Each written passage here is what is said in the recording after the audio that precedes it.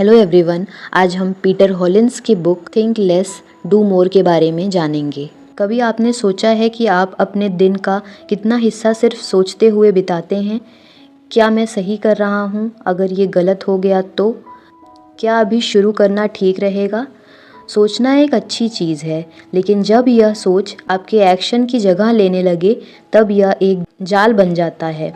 हॉलिन्स बताते हैं कि कैसे हम एक ओवर थिंकिंग लूप में फंस जाते हैं, जहां हम कुछ नया करने से पहले इतना ज़्यादा सोचते हैं कि आखिरकार हम कुछ करते ही नहीं।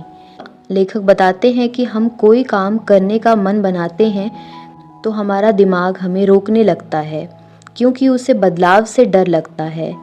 हम डरते हैं कि कहीं हम फेल ना हो जाएं, सबके सामने मजाक ना बन जाए, क्या मैं परफेक्ट तरीके से कर पाऊंगा? लेकिन सच तो ये है कि कोई भी शुरुआत परफेक्ट नहीं होती। हर बड़ा काम एक छोटे इम्परफेक्ट से कदम से शुरू होता है।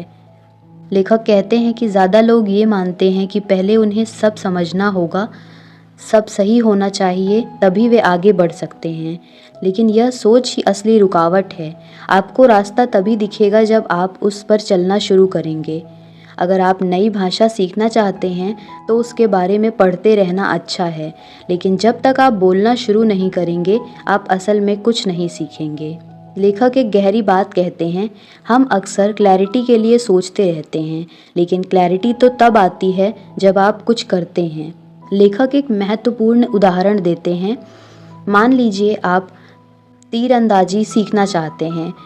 अगर आप बस किताबें पढ़ते रहें कि तीर कैसे चलाया जाता है और मैदान में कभी कदम ही ना रखें, तो क्या आप कभी निशाना लगा पाएंगे? बिल्कुल नहीं। आपको पहले तीर चलाना पड़ेगा, भले ही वो गलत दिशा में जाए। फिर आप सुधार करेंगे, सीखेंगे और आखिरकार आप सही निशाना लगा पाएंगे।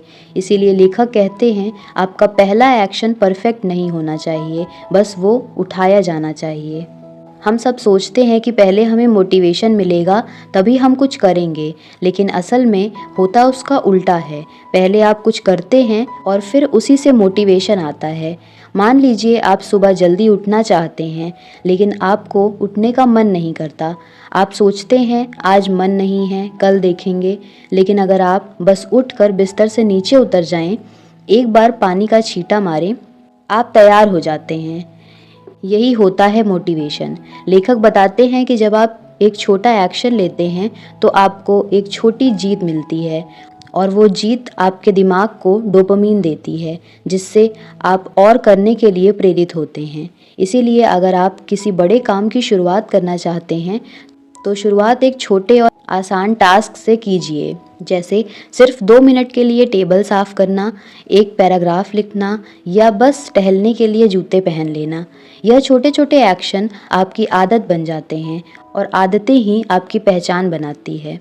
लेखक ने एक दमदार बात कही है, don't wait for motivation, let action be your motivation.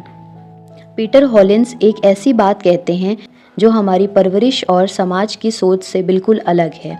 हम सबको सिखाया गया है जोखिम मत लो, सेफ खेलो, फेल हो गए तो क्या होगा। लेकिन लेखक हमें इस सोच को पूरी तरह बदलने के लिए कहते हैं।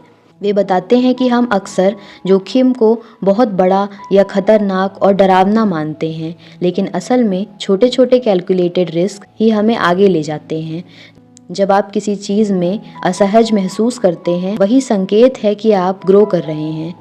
लेखक कहते हैं कि रिस्क लेने का मतलब ये नहीं कि आप कुछ बिना सोचे समझे कर रहे हैं। इसका मतलब है आप डर के बावजूद आगे बढ़ने को तैयार हैं। उदाहरण के लिए, अगर आप एक नया बिजनेस शुरू करना चाहते हैं या जॉब चेंज करना चाहते हैं, ये सब जोखिम है, लेकिन ये वही कदम है जो आपकी ज़िंदगी बदल सकते हैं।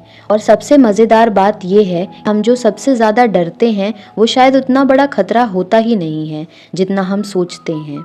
हमने जाना कि जोखिम से डरने के बजाय उसे अपनाना ज़रूरी है, लेकिन अब सवाल ये उठता है कि एक बार जब हमने किसी काम की शुरुआत कर ली तो उस काम को लगातार जारी कैसे रखें। हम सब जानते हैं कि शुरुआत करना आसान होता है, लेकिन जारी रखना सबसे बड़ी चुनौती होती है। पीटर हमें मोमेंटम यानी गति के महत्व के बारे में बताते हैं।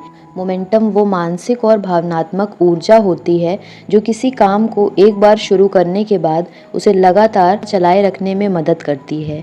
लेकिन यह गति खुद नहीं बनती, इसे बनाना पड़ता है रोज़ रोज़ की आदतों से, छोटे छोटे एक्शन से।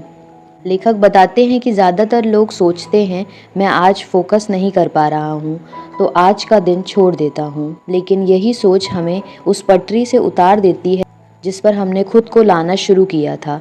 असली ट्रिक ये है कि आप रोज़ कुछ ना कुछ करें, चाहे वो बहुत छोटा ही क्यों ना हो।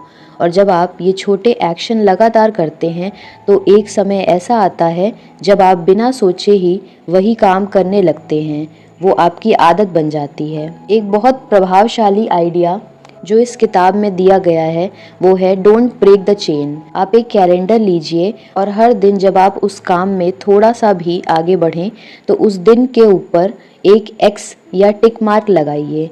अब आपका अगला टारगेट ये होता है कि ये चेन कभी टूटे नहीं। आप देखेंगे कि दिन प्रतिदिन ये चेन लंबी होती जाएगी और आप खुद को रोक नहीं पाएंगे। मोमेंटम बनाते वक्त लेखक हमें माइक्रो एक्शन यानी सूक्ष्म कार्यों का महत्व समझाते हैं। कोई भी बड़ा लक्ष्य जैसे किताब लिखना, वजन घटाना, नया स्किल सीखना, इन सब का रास्ता छोटे और सरल कामों से होकर गुजरता है। रोज़ 5 मिनट लिखना, रोज़ 10 मिनट चलना, हर दिन एक नया शब्द सीखना, यही छोटे एक्शन आपकी बड़ी जीतों की नींव बनते हैं। क्या आपने कभी ऐसा महसूस किया है कि दिन की शुरुआत में आप बड़े उत्साह से भरे होते हैं, लेकिन जैसे जैसे दिन बीतता है आपकी ऊर्जा कम हो जाती है और आप छोटे छोटे फैसले लेने में भी उलझ जाते हैं, जैसे क्या खाएं, क्या पहनें, किस काम को पहले करें। यही है निर्णय की थकान यानी डिसीजन फटीग। लेखक पीटर बताते हैं कि हमारा दिमाग एक दिन में सीमित मात्रा में गुणवत्ता भरे निर्णय ले सकता है। जब हम दिन भर में बार बार छोटे छोटे फैसले लेते हैं, जैसे कौन सा कपड़ा पहनना है, कौन सा ईमेल पहले पढ़ना है, कौन से काम को टालना है, तो हमारा मानसिक ऊर्जा धीरे धीरे खत्म होने लगती है। और जब कोई महत्वपूर्ण निर्णय लेने का वक्त आता है तो हम या तो उसे टाल देते हैं या फिर गलत फैसले ले बैठते हैं। तो समाधान क्या है? लेखक हमें सलाह देते हैं कि अपने जीवन में नियम और रूटीन बनाएं। जो चीज़ें रोज़ करनी है उन्हें सोचने का विषय ही ना बनाएं। जैसे सुबह उठते ही क्या करना है तय कर लीजिए, कपड़े पहले से तय हों, दिन की प्राथमिकताएं पहले से ही लिखी हुई हो, कम सोचो ज़्यादा करो। एक बहुत अच्छा उदाहरण है स्टीव जॉब्स और मार्क जुकरबर्ग का। दोनों ही अपनी अलमारी में सिर्फ एक जैसे कपड़े रखते थे ताकि उन्हें यह तय करने में समय और ऊर्जा खर्च नहीं करनी पड़े कि आज क्या पहनना है, क्योंकि उन्होंने समझा कि छोटी छोटी चीज़ों में निर्णय लेने की ऊर्जा खर्च करना असली लक्ष्यों से दूर ले जाता है। जब भी हम कोई नया लक्ष्य बनाते हैं, जैसे सुबह जल्दी उठना, जिम जाना, डाइट पर रहना या मोबाइल से दूर रहना, तो हम अक्सर खुद से कहते हैं बस इस बार मैं पूरी इच्छा शक्ति से कर लूँगा। लेकिन लेखक पीटर हॉलिन्स कहते हैं कि इच्छा शक्ति भरोसे के लायक नहीं है। जी हाँ, सुनने में अजीब लगेगा लेकिन यही सच्चाई है। इच्छा शक्ति यानी विल पावर एक सीमित संसाधन है जो दिन के साथ ख़त्म हो जाता है। सुबह आप एक काम को ना कह सकते हैं, लेकिन शाम को वही चीज़ आपके कंट्रोल से बाहर हो सकती है। इसीलिए यदि आप अपनी सारी सफलता को सिर्फ इच्छा शक्ति पर टिकाएंगे तो बार बार असफलता हाथ लगेगी। तो फिर रास्ता क्या है? लेखक एक बहुत शक्तिशाली विचार रखते हैं, सिस्टम बनाओ ना कि लक्ष्य। मतलब सिर्फ यह कहना कि मुझे वज़न घटाना है, मुझे रोज़ पढ़ना है, काफ़ी नहीं। आपको उसके लिए एक सिस्टम बनाना होगा जो रोज़ आपको उस दिशा में ढकेले। उदाहरण के लिए, अगर आपका लक्ष्य है फिट होना, तो लक्ष्य ये ना हो कि 6 महीने में 10 किलो घटाना है, बल्कि सिस्टम ये बनाइए कि मैं हर सुबह उठते ही वॉक पर जाऊंगा और रात में 8 बजे से पहले खाना खा लूँगा। यही सिस्टम है जो आपको रोज़ एक्शन में रखेगा बिना किसी मानसिक संघर्ष के।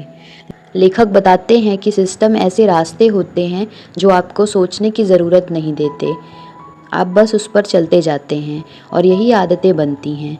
जब आदतें बन जाती हैं तो काम करना बोझ नहीं लगता, वो आपके जीवन का हिस्सा बन जाता है। आज की दुनिया में ध्यान भटकना जितना आसान है उतना पहले कभी नहीं था।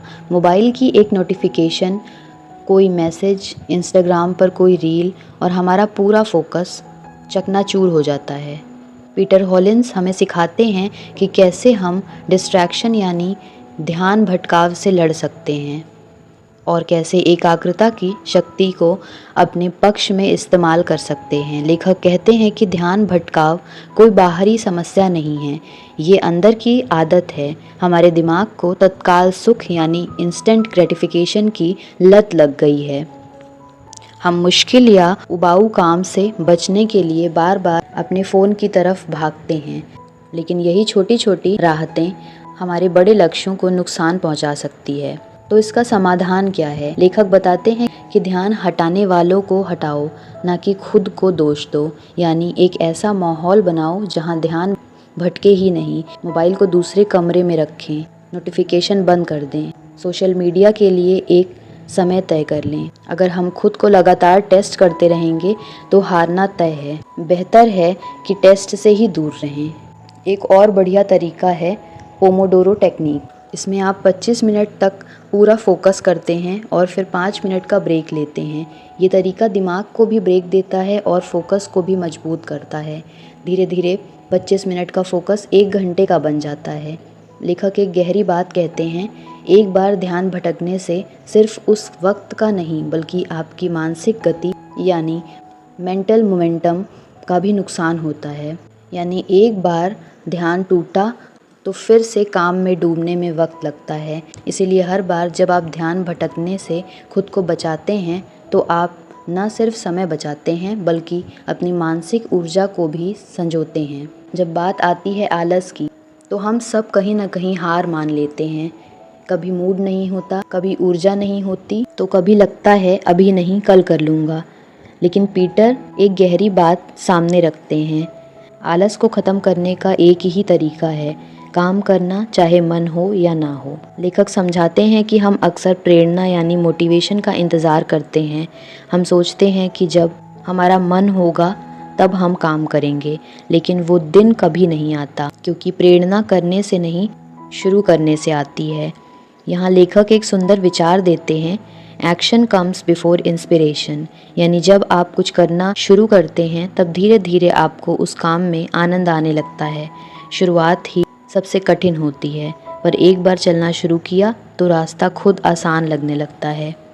इसके अलावा आलस को हराने के लिए लेखक एक बेहद आसान और असरदार तरीका बताते हैं, 2 मिनट का नियम। अगर कोई काम आपको भारी लग रहा है तो खुद से कहिए बस 2 मिनट के लिए करूँगा, तो आपके दिमाग को वह आसान लगने लगता है और फिर एक बार शुरू हो गया तो अक्सर वो काम 20 मिनट तक चल जाता है। लेखक कहते हैं कि जब हम काम नहीं करते तो हम अपने आत्मसम्मान को नुकसान पहुंचाते हैं। हर बार जब हम कोई ज़रूरी काम टालते हैं तो अंदर से ही खुद को थोड़ा थोड़ा कमज़ोर महसूस करने लगते हैं। लेकिन जब हम चाहे छोटे स्तर पर ही सही कोई काम पूरा करते हैं तो हमारा आत्मविश्वास और संकल्प दोनों मजबूत होते हैं। लेखक हमें एक सच्चाई का सामना कराते हैं, अगर आप सिर्फ वही करते रहेंगे जो करने में आसान है तो आप वही रहेंगे जो आप हैं। अगर आप वही करते हैं जो करना मुश्किल है तो आप वो बन सकते हैं जो आप बनना चाहते हैं। यानी असली बदलाव, असली तरक्की वहीं से शुरू होती है जहां थोड़ी तकलीफ़ होती है, थोड़ा डर है और थोड़ा संघर्ष है। लेखक कहते हैं कि आज हम जो भी काम नहीं कर पाते, जैसे सुबह जल्दी नहीं उठ पाते, एक्सरसाइज टालना, किताबें ना पढ़ पाना, मुश्किल फ़ैसलों से बचना, इन सब का कारण सिर्फ आलस नहीं बल्कि आत्म अनुशासन की कमी है।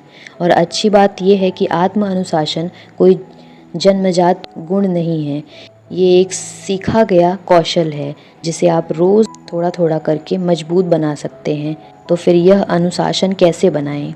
लेखक एक ज़रूरी बात कहते हैं, start small but be consistent, यानी छोटे छोटे कामों से शुरुआत करें लेकिन उसमें लगातार बने रहें। रोज़ सुबह 5 मिनट की मेडिटेशन, दिन में सिर्फ एक महत्वपूर्ण काम पूरा करना या दिन के अंत में 10 मिनट की रिलैक्सेशन, ये सब छोटे लेकिन शक्तिशाली कदम हैं। एक और दिलचस्प विचार जो हमें लेखक बताते हैं वो है, self discipline is doing what you should do even when you don't feel like it. मतलब जब आपका मन कहे आज नहीं, तभी अगर आप कर लेते हैं तो वही आपकी असली जीत होती है। जब आप उस क्षण में खुद को कंट्रोल करना सीख जाते हैं, आप धीरे धीरे अपने दिमाग के मालिक बनते जाते हैं। लेखक एक और सच्चाई बताते हैं कि मोटिवेशन कभी स्थायी नहीं होती, लेकिन अनुशासन आपको लगातार चलते रहने की शक्ति देता है। कई बार हम किसी फिल्म, किताब या वीडियो से मोटिवेट हो जाते हैं, लेकिन वो अक्सर कुछ ही घंटों में उड़ जाता है, जबकि आत्मानुशासन वो शक्ति है जो आपको बिना मोटिवेशन के भी रोज़ उठने, काम करने और आगे बढ़ने की ताकत देता है। इसके अलावा लेखक बताते हैं कि हमें अपने भविष्य के बारे में सोचना चाहिए। जब आप कोई फ़ैसला लेते हैं तो सोचिए, क्या यह फ़ैसला उस इंसान के मुताबिक है जो मैं बनना चाहता हूँ? आज का आलस मेरे कल के सपनों को पीछे ढकेल देता। यह सोच आपको हर उस मौके पर रोकती है जहाँ आप भटक सकते हैं। लेखक कहते हैं कि डिसिप्लिन का मतलब खुद से किया गया वादा निभाना, भले ही कोई देख रहा हो या नहीं। यही वो निजी ईमानदारी है जो इंसान को भीड़ से अलग बनाती है। Thank you for listening this audio book.